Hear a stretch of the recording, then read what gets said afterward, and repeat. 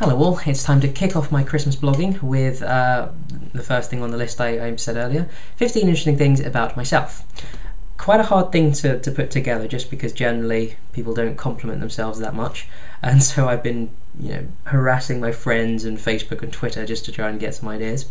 But finally I've compiled a list and I'm ready to read it out to you, so let's go. So first thing on the list is that I walked the Monopoly route for charity.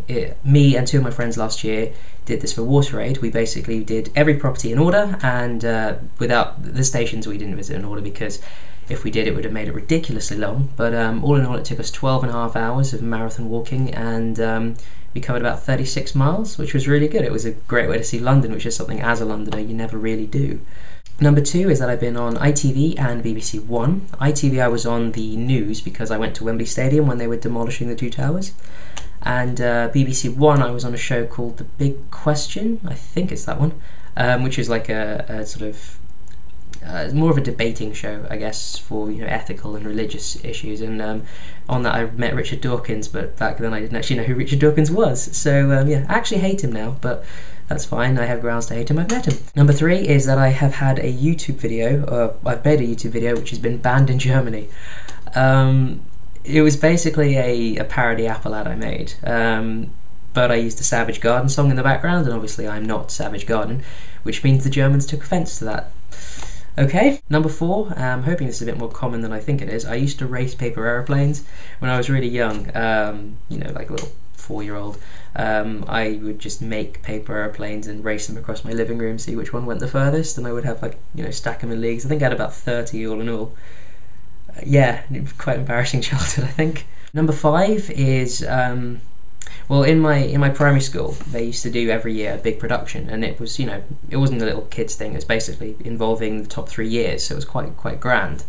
And in primary school, I did it 3 times. First time round I was a chorus member, second time round I played Colin in The Secret Garden, and third time round, which is the interesting thing, I played Joseph in Joseph and His Amazing Technicolor Dreamcoat.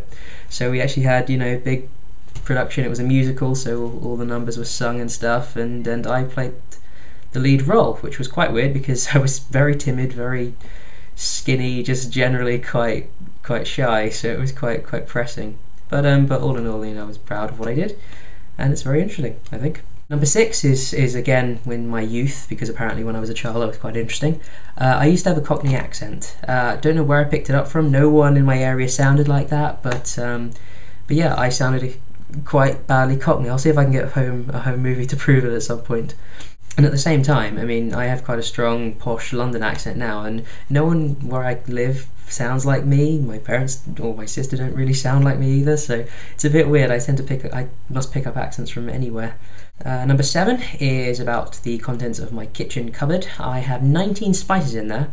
Now that would make you think that I was quite a good cook, but the reality is I'm not. I'm good into experimenting, but I don't really know the right methods involved. So yeah, 19 spices and not really used very usefully. Number 8, this is a bit more technical. I don't think it's going to be impressive to too many of you, but I was on a show called Tekzilla. Not literally there, but it's a technology podcast which I subscribe to, and they talk about gadget news, about technology in general, and they also do questions in the form of emails and videos. And one day I made the effort to make a video and send it in, and they published it on my birthday. Actually, they showed the video and they answered the question, which was really cool. So if you subscribe to Tekzilla, that's interesting. If you don't, then subscribe to Tekzilla, it's quite cool. Number 9 is I have made 100 casino machines that are now in Latvia. My first job and my work experience placement was in a company called Aristocrat Technologies. They make electronic casino machines. So the place I was working would get the parts together, get them organised, and ship them off to Europe. So my first job was to program the chips that would go into the machines, and they would control things like artwork.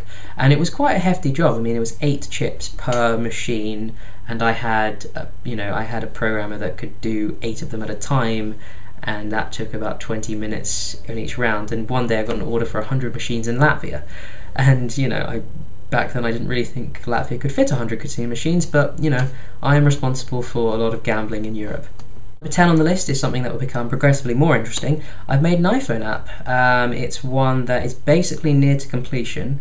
I just want to get some friends to do some graphic work for it, and then I plan to release it next January or February. So yeah, that's something that hopefully will become more relevant as the year goes on. So yeah, I've made an iPhone application. Number 11 is about my published writing. I am in a book called The World According to Twitter. I've had Twitter for coming up to 3 years now, back when the only interesting thing to do with it was to follow Stephen Fry. And because of that, I followed David Pogue, and he had a competition where he would ask questions every day and people would answer, and he would retweet the top answers. And he compiled it all into a massive book and sent me a free signed copy, which was really nice of him. And so yeah, if you can be bothered to go down to the bookstore and buy The World According to Twitter, you will find @Xmas Writes in it. Number 12 is another thing about Twitter, but it's something I think everyone can be quite interested in. I am currently followed by Stephen Fry. Back in the early days of Twitter, he would attempt to follow everyone who followed him, and I obviously do, so he follows me. And yes, if I ever tweet, there's a very small chance that the great Stephen Fry will actually see it. So that's quite an honour, I think. Number 13 is simply that I'm in the prospectus. It's something that came about because of my blog, because the lovely people at the comms department contacted me and said if I wanted to be, or asked if I wanted to be the poster boy for the EEE department, and I quite happily said yes. And it's just cool. It's a nice. I do a lot of buddies tours in my department, so we meet the interviewees and show them to their interviewers and give them a campus, little tour around the department. And at the last one, I was asked, "Are you the guy on the website?" Not the blog, on the prospectus website. So quite embarrassing, but also quite cool, I think. Number 14 is the one that ideally I would put as number 1 because it's the thing I say most of all.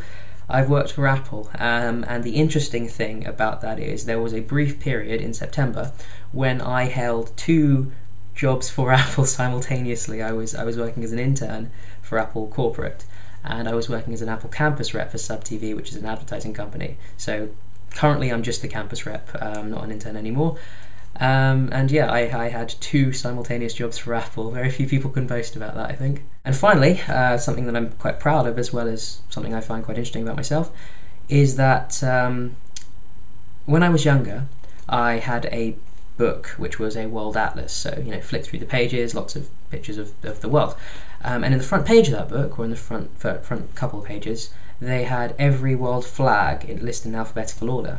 And as a child, I found that quite interesting because it's colourful and it's simple design and stuff like that.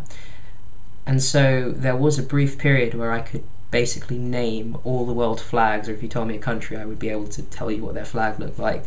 And it's something that I've managed to hold on to. I can still name my fair share of flags. I think I took an online test and could name about 130 of them in 18 minutes. And yeah, I just think it's something quite interesting about myself. I think I'll try and prove that in some way. If someone shouts a flag, if you see me, shout a country at me and I'll name what their flag is, or show me a flag and I'll tell you what the country is. Alright, so that's a wrap. 15 interesting things about yours truly, covered in X number of minutes.